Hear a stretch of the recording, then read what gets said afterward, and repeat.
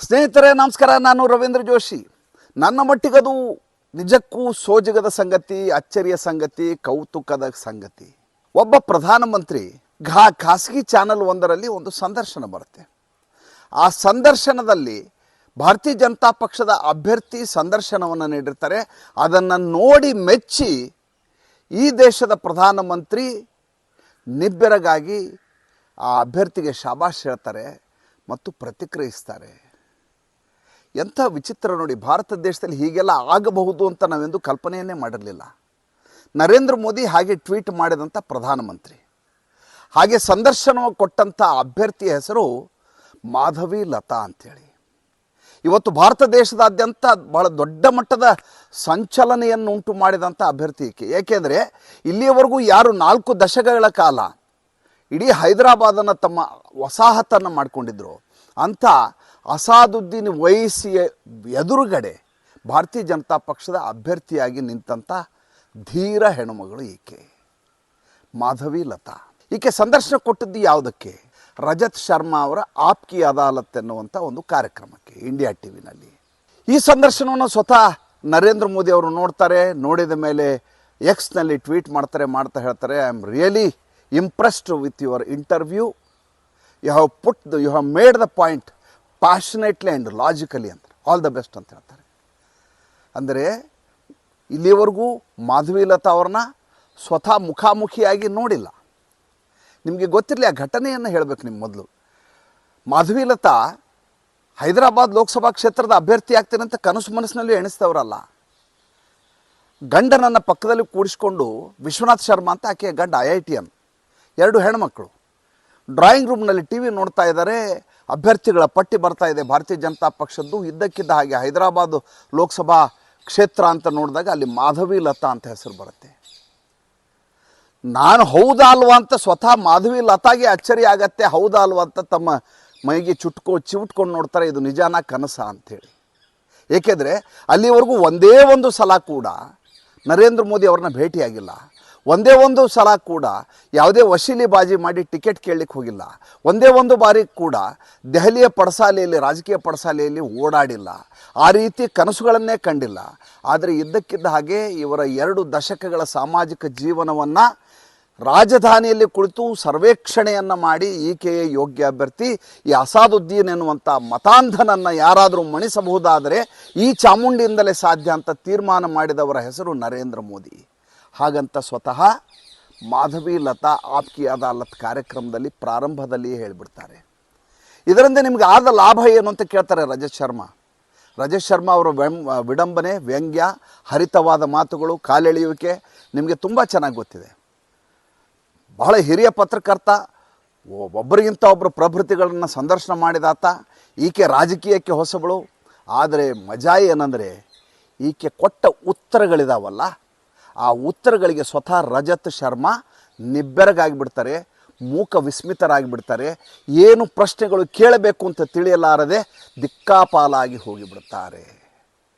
ನೋಡಿ, ಒಬ್ಬ ಮನುಷ್ಯ ತನ್ನ ಬಳಿ ಸ್ಪಷ್ಟತೆ ಇದ್ದರೆ, ಸಂಕಲ್ಪ ದೃಢವಾಗಿದ್ದರೆ, ಯಾವುದೇ ರೀತಿಯಾದಂಥ ಲವಲೇಶವಾದಂಥ ಕಿಂಚಿತ್ತಾದರೂ ಸಂದೇಹ ಇಲ್ಲದೆ ಹೋದರೆ ಉತ್ತರಗಳು ಹೇಗೆ ಬರ್ತವೆ ಅಂತ ನೋಡಬೇಕು ಅಂದರೆ ನೀವು ಆಪ್ಕಿ ಅದಾಲತ್ ಕಾರ್ಯಕ್ರಮವನ್ನು ನೋಡಬೇಕು.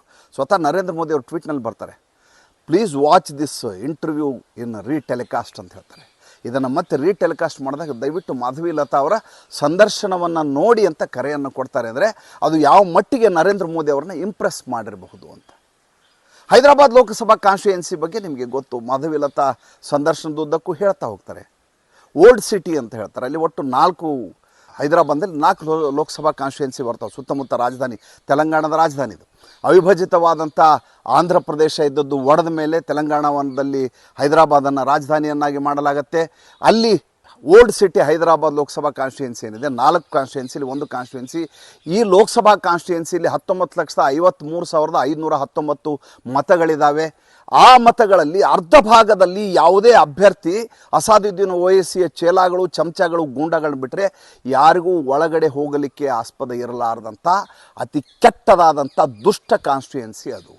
ಅಲ್ಲಿ ಕಳೆದ ಬಾರಿ 2019ರಲ್ಲಿ ಭಗವಂತ ರಾವ್ ಅಂತ ಚುನಾವಣೆಗೆ ನಿಂತಿದ್ದರು ಭಾರತೀಯ ಜನತಾ ಪಕ್ಷದಿಂದ. ಸೋತರು. 2,53,000 ಮತಗಳನ್ನು ಅವರು ಪಡೆದಿದ್ದರು. ಆದರೆ ಹಿಂದಿನ ಬಾರಿ ಕೂಡ ಅದೇ ಭಗವಂತರಾವ್ ನಿಂತಿದ್ದರು. ಅವರಿಗೆ ಗೊತ್ತಿರುತ್ತೆ ನಾನು ಸೋಲ್ತೀನಿ ಅಂತ, ಆದರೆ ಭಾರತೀಯ ಜನತಾ ಪಕ್ಷದಿಂದ ನಿರಂತರವಾಗಿ ಸೆಣಸ್ತಾ ಇರ್ತಾರೆ. ಭಾಳ ಹಿಂದೆ ಹೋದರೆ ಅದೇ ಇದರಲ್ಲಿ ಅಲ್ಲಿ ನಾಯ್ಡು ಚುನಾವಣೆಗೆ ನಿಂತಿರ್ತಾರೆ. ನಿಂತಂಥ ಸಂದರ್ಭದಲ್ಲಿ ಈತನ ತಂದೆ ಚುನಾವಣೆಗೆ ನಿಂತಿರ್ತಾರೆ. ಅಲ್ಲಿ ನಿಂತಂಥ ಸಂದರ್ಭದಲ್ಲಿ ಆತ ಕೂಡ ಸೆಣಸಾಟ ಮಾಡಿ ಸೋತಿರ್ತಾರೆ, ವೆಂಕಯ್ಯ ನಾಯ್ಡು. ಹೀಗಾಗಿ ಕಳೆದ 4 ದಶಕಗಳಿಂದ ಇವರದೇ ಓವೈಸಿ ಕುಟುಂಬದೇ ಪಾರಮ್ಯ, ರಜಾಕಾರರ ಹಾವಳಿ, ನಿಜವಾದ ರಜಾಕಾರರ ಹಾವಳಿ. ವಿಶೇಷತೆ ಏನಂದರೆ ಲಾ ಆ್ಯಂಡ್ ಆರ್ಡರ್ ಪ್ರಶ್ನೆ ಇರಲಾರ್ದಂಥ ಕಾನ್ಸ್ಟಿಟ್ಯೂನ್ಸಿ ಇದು. ಮಾಧವಿಲತಾ ಅವ್ರು ಹೇಳ್ತಾರೆ, ಯಾವುದಾದ್ರೂ ಅಧಿಕಾರಿ ಎಲೆಕ್ಟ್ರಿಕ್ ಬಿಲ್ ಕೇಳಕ್ಕೆ ಹೋದರೆ ಕಲ್ಲಿಂದ ಹೊಡೆದು ಓಡಿಸ್ತಾರೆ ಅಲ್ಲಿಂದ ಅಂತ. ಯಾರಾದರೂ ನೀರಿನ ಬಿಲ್ ಕೇಳಲಿಕ್ಕೆ ಹೋದರೆ ಅವರು ಹೊರಗಡೆನೇ ಹೋಗಲಾರ್ದಂಗೆ ಹೊಡೆದಾಕ್ಬಿಡ್ತಾರೆ, ಆ ರೀತಿ ಸ್ಥಿತಿ ಇದೆ ಅಂತ ಹೇಳ್ತಾರೆ. ಹಾಗಾದರೆ ನೀವು ಹೇಗೆ ಮತವನ್ನು ಕೇಳಲಿಕ್ಕೆ ಹೋಗ್ತೀರಿ ಅಂತ ಕೇಳ್ತಾರೆ ರಜತ್ ಶರ್ಮಾ. ಅದಕ್ಕೆ ಉತ್ತರ ಹೇಳ್ತಾರೆ ಮಾಧವಿಲತಾ, ಮೈ ಚಾಮುಂಡಿ ಹೂ ಸಾಬ್, ಹಮ್ ಜಾಯೆಂಗೆ, क्यों नहीं जाएंगे, हमारे बहनें हैं उधर, हमारे भाई लोग हैं उधर, हमारे सब कुछ है उधर, हम क्यों नहीं जाएंगे, भारत का हिस्सा है वो, हैदराबाद का हिस्सा है वो, हम क्यों नहीं जाएंगे, हम जाएंगे ಅಂತ ಎಷ್ಟು ಸ್ಫುಟವಾಗಿ ಮಾತನಾಡ್ತಾರೆ, ಎಷ್ಟು ಎದೆಗಾರಿಕೆಯನ್ನು ತೋರಿಸ್ತಾರೆ ಅಂದರೆ, ಪ್ರಾರಂಭದಲ್ಲಿ ಮೊದಲೇ ಬಾರಿಗೆ ನೀವು ಇಲ್ಲಿ ಆಪ್ಕೆ ಅದಾಲತ್ ಕಾರ್ಯಕ್ರಮಕ್ಕೆ ಬಂದಿದ್ರಿ, ಸತ್ಯವನ್ನೇ ಹೇಳುತ್ತೇನೆ, ಸತ್ಯವನ್ನಲ್ಲದೆ ಬೇರೆ ಏನನ್ನು ಹೇಳುವುದಿಲ್ಲ ಅಂತ ಪ್ರಮಾಣ ಮಾಡಿ ಅಂತ ಕೇಳ್ತಾರೆ ರಜತ್ ಶರ್ಮಾ. ಆವಾಗ ರುದ್ರವನ್ನು ಪಠಿಸ್ತಾರೆ. ಆಕೆ ಕೇಳಿದರೆ ಆಕೆಯ ಸ್ಫುಟತೆ ನೋಡಿದರೆ ಆಕೆ ಎಷ್ಟು ಮಟ್ಟಿಗೆ ವಿದ್ವತ್ತನ್ನು ಹೊಂದಿದ್ದಾರೆ ಅನ್ನೋದು ಗೊತ್ತಾಗತ್ತೆ. ನೋಡಿ, ಒಬ್ಬ ಮನುಷ್ಯನಿಗೆ ಎದೆಗಾರಿಕೆ ಇರಬಹುದು, ಧೈರ್ಯ ಇರಬಹುದು, ಶೌರ್ಯ ಇರಬಹುದು, ಹೋರಾಟ ಮಾಡುವಂಥ ಛಾತಿ ಇರಬಹುದು, ಅನಿಮಲ್ ಇನ್ಸ್ಟಿಂಕ್ಟ್ ಹೋರಾಟ ಮಾಡೋಣ ಅಂತ ಎಲ್ಲ ಇರಬಹುದು. ಆದರೆ ಅದರ ಜೊತೆಗೆ ಸಂಸ್ಕಾರ ಕೂಡ ಇರೋದು ಭಾಳ ಮುಖ್ಯ ಆಗತ್ತೆ. ಈ ಮಾಧವಿಲತಾ ಒಂದು ಕಡೆ ಸಂಸ್ಕಾರ, ಮತ್ತೊಂದು ಕಡೆ ಶೌರ್ಯ, ಎರಡೂ ಮೇಳೈಸಿದಂಥ ಒಂದು ಅಭ್ಯರ್ಥಿ ಅಂತ ಹೇಳಿದರೆ ಅದು ಉತ್ಪ್ರೇಕ್ಷೆ ಆಗಲಾರದು ಅಂತ ನಾನು ಭಾವಿಸ್ತೇನೆ. ಕೇಳ್ತಾ ಹೋಗ್ತಾರೆ, ಅಸಾದುದ್ದೀನ್ ಓವೈಸಿ ವಿರುದ್ಧ ನೀವು ನಿಂತಿದ್ದೀರಿ, ಹೇಗೆ ನೀವು ಗೆಲ್ತೀರಿ, ಅಸಾದುದ್ದೀನ್ ಓವೈಸಿ ಹೇಗೆ ಗೆಲ್ತಾ ಇದ್ದಾರೆ. ಅಸಾದುದ್ದೀನ್ ಓವೈಸಿ 1,50,000 ಫರ್ಜಿ ನಕಲಿ ವೋಟರ್ ಐ ಡಿ ಇಟ್ಕೊಂಡು ಚುನಾವಣೆ ಮಾಡ್ತಾ ಬಂದ ಮನುಷ್ಯ. ಇವರದೇ ಒಬ್ಬ ಮುಸಲ್ಮಾನ ಅಭ್ಯರ್ಥಿ ಕಳೆದ ಬಾರಿ ವಿಧಾನಸಭಾ ಚುನಾವಣೆಯ ಸಂದರ್ಭದಲ್ಲಿ ಇವರು ಮಾಡಿದ ಹಗರಣಗಳ 6,50,000 ನಕಲಿ ಓಟುಗಳನ್ನ ಇವರು ಎಲ್ಲ ಕಡೆ ಹಂಚಿದ್ದಾರೆ ಜನರಿಗೆ ಅನ್ನೋದನ್ನು ಸ್ಪಷ್ಟಗೊಳಿಸಿದ್ದಾರೆ. ಈ ಬಾರಿ ನಾನು 1.5 ಲಕ್ಷ ಮತಗಳ ಅಂತರದಿಂದ ಗೆಲ್ತೀನಿ, ಮೋದಿ ಭಾಯ್ ಅವರ 400 ಗಡಿ ಇದೆಯಲ್ಲ ಅದು ಶುರುವಾಗುವುದೇ ಈ ಮುತ್ತಿನ ನಗರಿಯಿಂದ, ಹೈದರಾಬಾದ್ನಿಂದ ಅಂತ ಹೇಳ್ತಾರೆ. ಅಲ್ಲಿಗೆ ಆಕೆಗೆ ಎಷ್ಟು ಕಾನ್ಫಿಡೆನ್ಸ್ ಇರ್ಬೋದು, ಆತ್ಮವಿಶ್ವಾಸ ಇರ್ಬೋದು ಅನ್ನೋದನ್ನು ಆಲೋಚನೆ ಮಾಡಿ.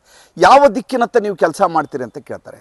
ಆಕೆಗಿರೋ ಒಂದೇ ಒಂದು ಪ್ಲಸ್ ಪಾಯಿಂಟ್ ಏನು ಗೊತ್ತಾ, ಕಳೆದ 2 ದಶಕಗಳಿಂದ ಈ ಮುಸಲ್ಮಾನ ಹೆಣ್ಮಕ್ಳಿದಾರಲ್ಲ ಅವರಿಗೆ ಸಿಗಬೇಕಾದ ನ್ಯಾಯದ ಕುರಿತು ಈಕೆ ಹೋರಾಟ ಮಾಡಿದ್ದಾಳೆ. ಕೇವಲ ಮುಸಲ್ಮಾನರಲ್ಲ, ಎಲ್ಲ ಧರ್ಮದವರಿಗೋಸ್ಕರನೂ ಹೋರಾಟ ಮಾಡಿದ್ದಾರೆ. ವಿಶೇಷವಾಗಿ ಮುಸಲ್ಮಾನ ಹೆಣ್ಮಕ್ಕಳಿಗೆ ಸಿಗಬೇಕಾದಂಥ ಸೌಲಭ್ಯಗಳಿಗಾಗಿ, ವಂಚಿತರಾಗಿರುವಂಥ ಮುಖ್ಯವಾದಂಥ ಏನೇನು ಸೌಕರ್ಯಗಳಿದೆ ಅದಕ್ಕಾಗಿ ಈಗ ಸಾಮಾಜಿಕವಾಗಿ ನಿರಂತರವಾಗಿ ಕೆಲಸ ಮಾಡ್ಕೊಂಡು ಬಂದಿರುವಂಥ ಹೆಣ್ಮಗಳು.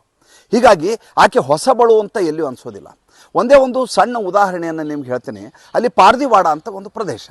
ಈ ಪಾರ್ದಿವಾಡ ಪ್ರದೇಶದಲ್ಲಿ ಮೊನ್ನೆ ಹೋಳಿ ಹುಣ್ಣಿಮೆ ಸಂದರ್ಭದಲ್ಲಿ ಅಲ್ಲಿರುವಂಥದ್ದು ಈ ST ಜನಾಂಗದವರು, ಹಣ್ಣು ಮಾರುವಂಥ ಜನಾಂಗ ಇದು. ಈ ಪಾರ್ದಿವಾಡ ಪ್ರದೇಶದಲ್ಲಿರುವಂಥ ಹಣ್ಣು ಮಾರುವಂಥ ಜನಾಂಗದವರು ಭಾಳ ಬಡತನದಲ್ಲಿ ಇರುವಂಥ ಜನ ಅವರು ಹಬ್ಬದ ದಿವಸ ಹೋಳಿ ರಂಗಿನಾಟ ಆಡ್ತಾ DJ ಹಾಕ್ಕೊಂಡು ಅಲ್ಲಿ ಹೆಣ್ಮಕ್ಕಳು ಡ್ಯಾನ್ಸ್ ಮಾಡಿಕೊಂಡು ಸಂತೋಷದಿಂದ ಆಹ್ಲಾದಕರವಾಗಿ ಉಲ್ಲಾಸಕರವಾಗಿ ಹಬ್ಬವನ್ನು ಆಚರಿಸ್ತಾ ಇರ್ತಾರೆ. ಇದ್ದಕ್ಕಿದ್ದ ಹಾಗೆ ಮಸೀದಿಯಿಂದ ಒಂದಷ್ಟು ಯುವಕರು ಹೊರಗಡೆ ಬಂದುಬಿಡ್ತಾರೆ.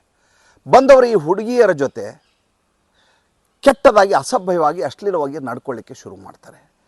ಆವಾಗ ಅಲ್ಲಿದ್ದಂಥ ಏನು ಯುವಕರು ಇರ್ತಾರೆ ಅವ್ರಿಗೂ ಇವ್ರಿಗೂ ಗುಂಪು ಘರ್ಷಣೆ ಆಗುತ್ತೆ, ಪೊಲೀಸ್ ಸ್ಟೇಷನಿಗೆ ಕೇಸ್ ಹೋಗುತ್ತೆ.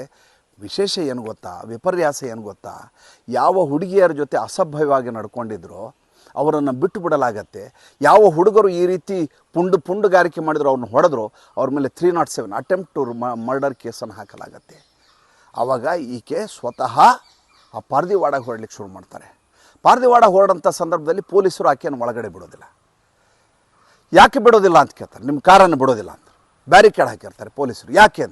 ಯಾಕೆ ಅಂತಂದ್ರೆ ನೀವು ಹೋದ್ರಲ್ಲಿ ಕೋಮುದ್ವೇಷ ಹೆಚ್ಚಾಗತ್ತೆ. ಮತ್ತು ಈಗಾಗಿದ್ದು ಅದೇ ತಾನೇ. ಹೋಳಿ ಹಬ್ಬವನ್ನು ಆಚರಿಸೋರ ಮೇಲೆ ಈ ರೀತಿ ಅಸಭ್ಯವಾಗಿ ನಡ್ಕೊಂಡ್ರೆ ಅದರ ಅರ್ಥ ಏನು ಅಂತ ಕೇಳ್ತಾರೆ. ನಿಮ್ಮ ಗಾಡಿಯನ್ನು ಬಿಡೋದಿಲ್ಲ, ನಮ್ಗೆ ಆರ್ಡರ್ ಇದೆ ಅಂತ. ಅಲ್ಲಿ MP ಅಸಾದುದ್ದೀನ್ ಓವೈಸಿ AIMIM ಪಕ್ಷದವನು, 40 ವರ್ಷಗಳಿಂದ ಅವ್ರ ಕುಟುಂಬದವರು, ಆತ ಅಕ್ಬರುದ್ದೀನ್ ಓವೈಸಿ ಅವರ ತಂದೆ ಎಲ್ಲರೂ ಕೂಡ ವಸಾಹತನ ಮಾಡ್ಕೊಂಡವರು. ಹಾಗಾದರೆ ಕಾರ್ ಇಲ್ಲಿ ನಿಲ್ಲಿಸ್ತೀನಿ ಅಂತ, ನಡ್ಕೊಂಡು ಹೋಗ್ತೀನಿ ಅಂತ ಅಲ್ಲಿಂದ 3.5 ಕಿಲೋಮೀಟರ್ ನಡ್ಕೊಂಡು ಹೋಗ್ಲಿಕ್ಕೆ ಶುರು ಮಾಡ್ತಾರೆ. ಹಿಂದ್ಗಡೆ ಜನ ಬರ್ಲಿಕ್ಕೆ ಶುರು ಮಾಡಿಬಿಡ್ತಾರೆ. ಯಾವಾಗ ಗುಂಪು ಜಾಸ್ತಿ ಆಗ್ಲಿಕ್ಕೆ ಶುರು ಆಗುತ್ತೋ ಪೊಲೀಸರು ತಲೆ ಕೆಟ್ಟು ನಿಮ್ಮ ಕಾರ್ ತೊಗೊಂಡೋಗಿ ಇಲ್ಲದೆ ಹೋದ್ರೆ ರೋಡ್ ಜಾಮ್ ಆಗುತ್ತೆ, ದಯವಿಟ್ಟು ಕಾರಲ್ಲೇ ಹೋಗ್ಬಿಡಿ ಅಂತಾರೆ. ಅಲ್ಲಿ ಹೋಗಿ ಪೊಲೀಸ್ ಸ್ಟೇಷನ್ ಹೋಗ್ತಾರೆ. ಪೊಲೀಸ್ ಸ್ಟೇಷನ್ ಕೇಸ್ ತೆಗಿಸ್ತಾರೆ. ನೋಡಿದರೆ ಯಾವ ಹುಡುಗರ ಮೇಲೆ ಹಲ್ಲೆ ಆಗಿದೆಯೋ, ಯಾವ ಹುಡುಗಿಯರ ಜೊತೆ ಅಸಭ್ಯವಾಗಿ ನಡ್ಕೊಳ್ಳಾಗಿದೆಯೋ ಅವ್ರ ಮೇಲೆ ಕೇಸುಗಳೇ ಇಲ್ಲ. ಯಾವ ಹುಡುಗರು ಅವ್ರನ್ನ ರಕ್ಷಣೆ ಮಾಡಲಿಕ್ಕೆ ಪ್ರಯತ್ನ ಮಾಡಿದಾರೋ ಅವ್ರ ಮೇಲೆ 307 ಕೇಸ್ ಹಾಕಲಾಗಿದೆ. ಇದು ಇವತ್ತು ಲೋಕಸಭಾ ಕ್ಷೇತ್ರದಲ್ಲಿ ನಡೀತಾ ಇರುವಂಥ ವಿದ್ಯಮಾನ ಅಂತ ಹೇಳ್ತಾರೆ. ದಯವಿಟ್ಟು ಇಲ್ಲಿ ಹಿಂದೂ ಮುಸ್ಲಿಂ ಅಂತ ತರಬೇಡಿ ಅಂತ ಹೇಳ್ತಾರೆ ಮಾಧವಿಲತಾ. ಸಬ್ಕಾ ಸಾಥ್ ಸಬ್ಕಾ ವಿಕಾಸ್ ಅನ್ನೋದು ಮೋದಿ ಭಾಯ್ ಅವ್ರು ಹೇಳೋದು ಮೋದಿ ಭಾಯ್ ಅಂತ, ನಾವೆಲ್ಲ ಮೋದಿಜಿ ಅಂತೀವಿ, ಅವ್ರು ಮೋದಿ ಭಾಯ್ ಅಂತ. ಮೋದಿ ಭಾಯ್ ಅವರ ಕನಸೇನಿದೆ ಸಬ್ಕಾ ಸಾಥ್ ಸಬ್ಕಾ ವಿಕಾಸ್ ಮತ್ತು ಹಿಂದೂ ಮುಸ್ಲಿಂ ಅಂತ ತರೋದು ಬೇಡ. ಈ ಕಾನ್ಸ್ಟಿಟ್ಯೂಯೆನ್ಸಿ ಏನಿದೆಯಲ್ಲ, 19 ಲಕ್ಷದ ಚಿಲ್ಲರೆ ಮತ ಏನಿದೆಯಲ್ಲ, ಇಲ್ಲಿರುವಂಥ ಎಲ್ಲರ ಸ್ಥಿತಿಯು 40 ವರ್ಷಗಳಿಂದ ಹೀಗೆ ಇದೆ. ಹೈದರಾಬಾದ್ ಅಂತ ಅಂದ ತಕ್ಷಣ ನೀವು ಹೈಟೆಕ್ ಸಿಟಿ ಅಂತ ದಯವಿಟ್ಟು ಪರಿಭಾವಿಸಬೇಡಿ. ನಮ್ಮ ಕಾನ್ಸ್ಟಿಟ್ಯೂಯೆನ್ಸಿ ಏನಿದೆ ಕುಗ್ರಾಮದ ಸ್ಥಿತಿಯಲ್ಲಿದೆ. ಇಲ್ಲಿ ಅವರಿಗೆ ಯಾವ ಧರ್ಮ ಜಾತಿ ಯಾವ ಆಧಾರದ ಮೇಲೆಯೂ ಯಾವುದೇ ಸೌಕರ್ಯಗಳು ಇಲ್ಲ. ಅಷ್ಟೇ ಅಲ್ಲ, ಅಸದುದ್ದೀನ ವಹಿಸಿ ಸ್ವತಃ ಪ್ರಧಾನಮಂತ್ರಿಯವರ ಯೋಜನೆಗಳನ್ನು ಒಂದನ್ನೂ ಕೂಡ ಅನುಷ್ಠಾನ ಮಾಡಿಲ್ಲ. ಅಂದರೆ ಆ ಜನರ ಬಗ್ಗೆ ಈತನಿಗೆ ಕಳಕಳಿಯೇ ಇಲ್ಲ. ಕೇವಲ ಮಾತೆತ್ತಿದ್ರೆ ಇಸ್ಲಾಂ ಧರ್ಮ, ಮಾತೆತ್ತಿದ್ರೆ ಕುರಾನ್ ಅಂತ ಹೇಳ್ತಾ ಅಲ್ಲಿಯ ಜನರನ್ನು ಅಡ್ಡದಾರಿಗೆ ಹಿಡಿಸೋದನ್ನು ಬಿಟ್ಟರೆ ಅಮಾಯಕ ಜನರನ್ನು ಹಾಳು ಮಾಡ್ತಾ ಇರೋದು ಅಸಾದುದ್ದೀನ ವಹಿಸಿ. ಈ ಬಾರಿ ಅದಕ್ಕೆ ಕೊನೆಗಾಣಿಸಲಿಕ್ಕಾಗಿ ಮೋದಿ ಭಾಯ್ ನನ್ನನ್ನು ಕಳಿಸಿದ್ದಾರೆ. ಅದನ್ನು ಸಾಕ್ಷಾತ್ಕಾರಗೊಳಿಸ್ತೇನೆ. 400ರ ಗಡಿಯನ್ನು ಹೈದರಾಬಾದಿಂದ ಪ್ರಾರಂಭ ಮಾಡ್ತೀನಿ ಅಂತ ಹೇಳ್ತಾರೆ.